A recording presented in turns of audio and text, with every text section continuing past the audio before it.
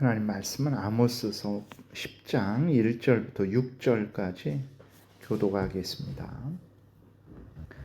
내가 보니 주께서 제단 곁에 서서 이르시되 기둥머리를 쳐서 문지방이 움직이게 하며 그곳으로 부서져서 무리의 머리에 떨어지게 하라.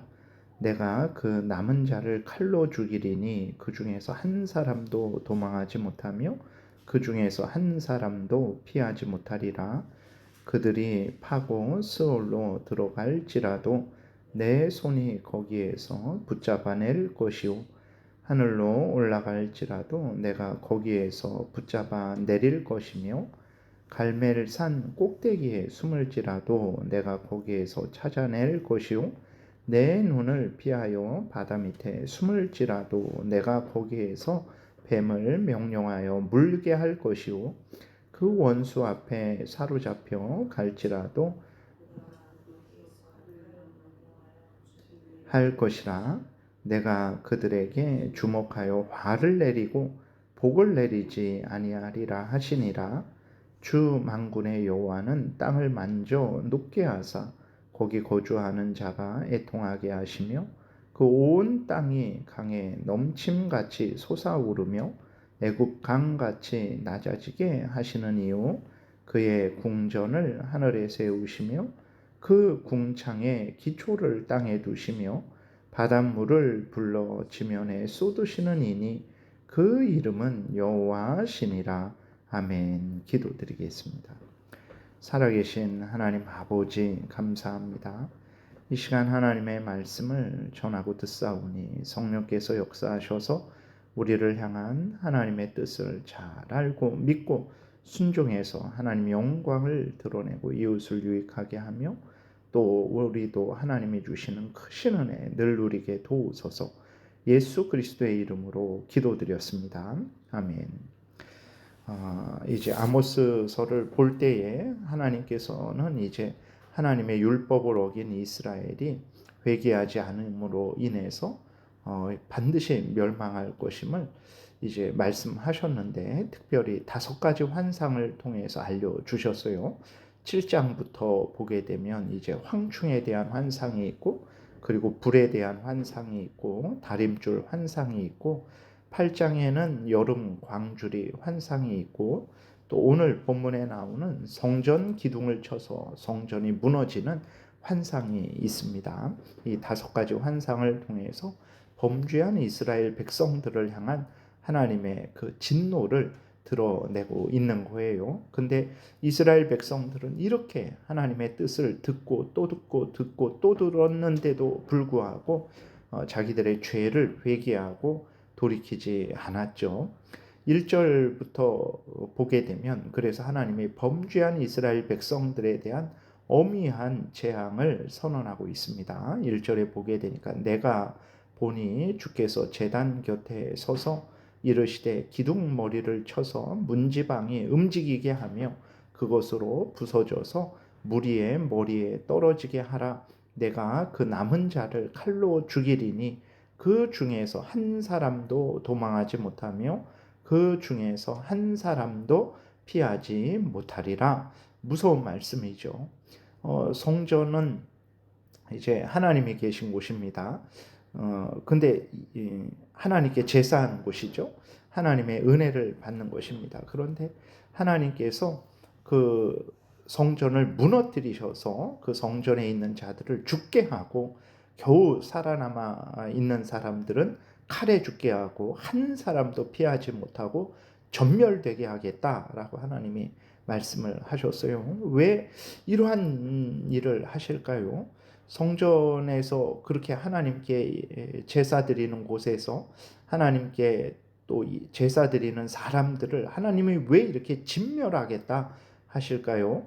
첫 번째로는 북이스라엘이 세운 그 제단과 성전은 하나님의 말씀을 따른 것이 아니죠.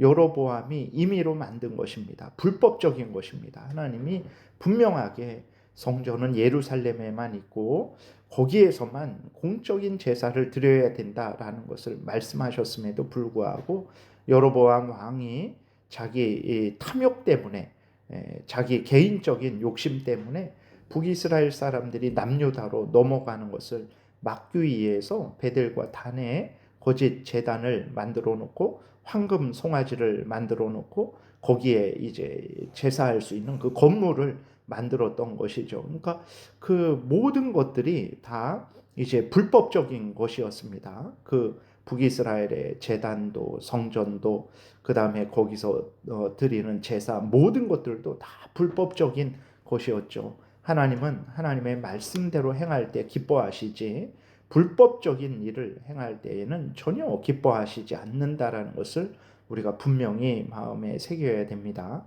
그래서 하나님은 하나님께 제사 드리는 자들이지만 그 제사 드리는 곳이지만 그곳을 하나님이 무너뜨리겠다라고 말씀을 하신 것이고, 두 번째로는 북이스라엘 사람들이 그 불법적인 곳에서 제물을 하나님께 드릴 때에 그 마음과 태도는 어땠습니까? 8장 5절에서 살펴본 대로 아주 지겨워하고 마지못해 억지로 하나님께 제사를 드렸어요. 그러니까 인간들 사이에서도 우리들 사이에서도 어떤 사람이 이제 우리를 정말로 그 지겨워하고 어떤 싫어하는 가운데 우리에게 무슨 뭐 먹을 것을 준다 그러면 정말 그것을 먹기 싫을 것입니다. 근데 하물며 살아계신 하나님 앞에 제사하고 하나님 앞에 예배하는데 그것을 억지로 마지못해서 정말 참 죽기까지 싫어하면서 그렇게 제사를 드린다면 하나님은 전혀 그 제사를 받지 않으시겠죠. 그러니까 이스라엘 백성들이 그렇게 하나님 앞에 제사를 드리는데 불법적인 제사를 드렸고 또 거기에다가 정말 마음이라도 진실되게 감사함으로 드렸으면 드린 것도 아니고 아주 마지못해 억지로 그렇게 제사를 드렸기 때문에 하나님께서 그 제단에서 제사 드리는 사람들일지라도 범죄하는 자들이죠. 그래서 하나님이 그들을 진멸하겠다라고 하신 거예요. 2절부터 4절에 보게 되면 그 하나님의 진노가 아주 무서운 진노라는 것을 다시 한번 확인하게 되죠. 그들이 파고 스올로 들어갈지라도 내 손이 거기에서 붙잡아낼 것이요. 스올은 이제 저 무덤, 땅 밑, 뭐 죽은 자들이 가는 곳 그런 의미인데 땅을 파서 저 땅 밑에 숨을지라도 하나님께서 그 사람을 찾아낸다라는 것입니다. 하늘로 올라갈지라도 내가 거기에서 붙잡아 내릴 것이며 갈멜산 꼭대기에 숨을지라도 내가 거기에서 찾아낼 것이요 내 눈을 피하여 바다 밑에 숨을지라도 내가 거기에서 뱀을 명령하여 물게 할 것이요 그 원수 앞에 사려워서 잡혀갈지라도 내가 거기에서 칼을 명령하여 죽이게 할 것이라 내가 그들에게 주목하여 화를 내리고 복을 내리지 아니하리라 하시니라 라고 하나님이 분명하게 말씀을 하셨어요. 하나님이 이렇게 무서운 형벌을 내리시는 것은 계속해서 반복해서 말씀드린 대로 하나님의 율법을 따르지 않았기 때문에 그렇습니다. 하나님의 어떤 율법을 따르지 않았냐? 하나님의 율법은 이제 십계명으로 핵심적으로 말할 수 있는데 첫 번째부터 네 번째 계명은 하나님을 경외하는 거죠. 다섯 번째부터 열 번째는 이웃을 사랑하는 건데 아모스는 특별히 다섯 번째부터 열 번째 계명을 어긴 죄악, 이웃을 서로 사랑하지 않은 죄악 때문에 이 진노의 형벌이 내리는 것이라는 것을 하나님이 말씀을 하고 있어요. 여러분 우리가 이렇게 하나님의 법을 따르지 않는 것이 무서운 형벌을 초래하는 것이라는 것을 항상 마음에 새겨야 되는 것입니다. 오늘날 이러한 죄를 가벼이 여기는 일들이 너무나 많습니다. 우리가 살고 있는 세상에 보게 되면 죄가 아주 관영해요. 죄는 무엇입니까? 하나님의 율법을 어기는 거예요. 십계명을 어기는 거예요. 십계명을 지키더라도 온전히 행하지 않는 게, 온전히 지키지 않는 게 죄입니다. 오늘날에 하나님의 말씀을 지키지 않는 것, 하나님의 말씀을 적당히 지키는 것, 너무나 당연한 것이고 지혜로운 일로 그리스도인들이 받아들이고 있어요. 너무 그렇게 헌신할 필요 없다. 그렇게 손해만 고생만 하고 뭐 아무 이득도 없다. 뭐 적당히 그렇게 하나님을 섬겨야 된다라는 그러한 생각을 가지고 있는 거죠. 뭐 교회 생활, 하나님께 예배 드리는 거, 기도 생활, 뭐 다른 헌금 생활, 모든 것들에 대해서 그렇게 성경이 말하는 대로 믿고 따르는 것이 아니라 그냥 뭐내 편의대로 나에게 손해가 되지 않는 차원에서 하나님을 믿고 따르면 된다. 그러한 것들이 당연하게 여겨지고 이제 그렇게 하고 있죠. 그것이 다 죄악이라는 것을 우리가 분명히 깨달아 알아야 됩니다. 그래서 죄를 너무나 당당하게 행하고 있고 다른 사람으로 하여금 또 죄를 행하도록 조장을 하고 있는데 정말 우리 그리스도인들은 긴장해야 됩니다. 그 이스라엘 백성들이 지금 1절부터 4절까지 얼마나 하나님이 무섭게 찾아내서 형벌하십니까? 이 모든 원인이 범죄함 때문이라는 것을 우리가 생각하고 항상 하나님 앞에서 하나님 말씀을 따르는 그러한 신앙생활을 해야 됩니다. 그리고 왜 이렇게 하나님이 진노하시냐? 우리가 하나님은 절대 주권자죠. 존귀하신 하나님입니다. 우리의 창조주이시기 때문에 마땅히 순종해야 되는 것이고 또 우리의 구원자이시기 때문에 마땅히 순종해야 되는 거죠. 근데 이스라엘 백성들은 전혀 그러한 하나님 자신들의 창조주요 자신들의 구원주인 하나님을 거역한 거죠. 분명히 하나님을 경외하고 하나님의 뜻대로 살아가겠다라고 하나님과 언약을 해놓고도 그 언약을 완전히 어겨버린 거죠.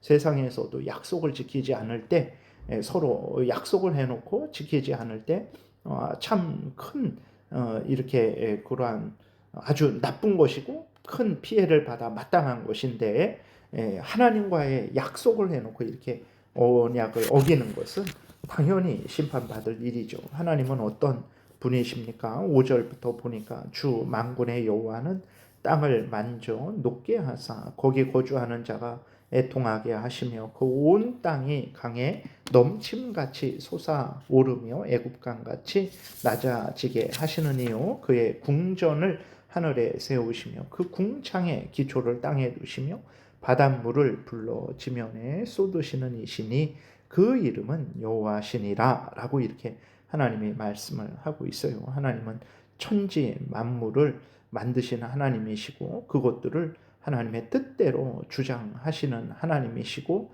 하나님은 하늘에 계신 분이죠. 존귀하시고 영광스러우신 분이십니다. 우리는 땅에 있는 거죠.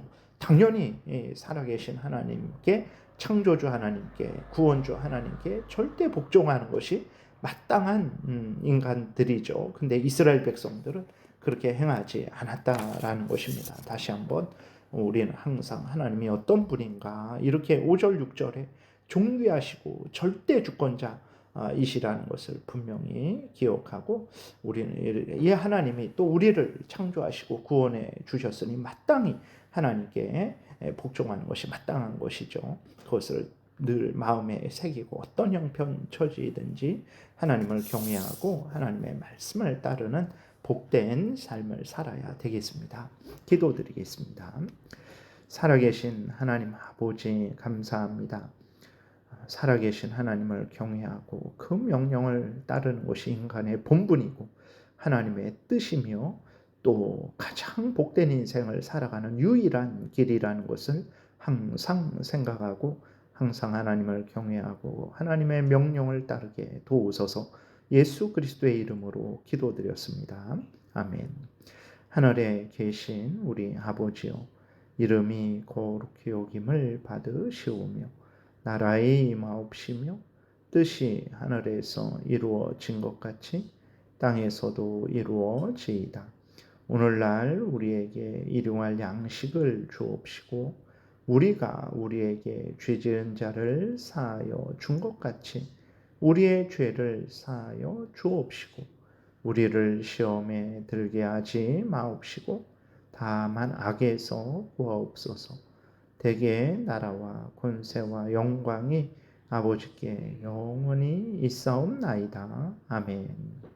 지금은 우리 구주 예수 그리스도의 은혜와 하나님 아버지의 크신 사랑과 성령의 교통하심이 항상 하나님을 경외하고 하나님의 명령 따라 살아가고자 은혜 구하며 돌아가는 하나님의 택한 백성들 머리 위에 지금부터 영원토록 함께 있을지어다. 아멘.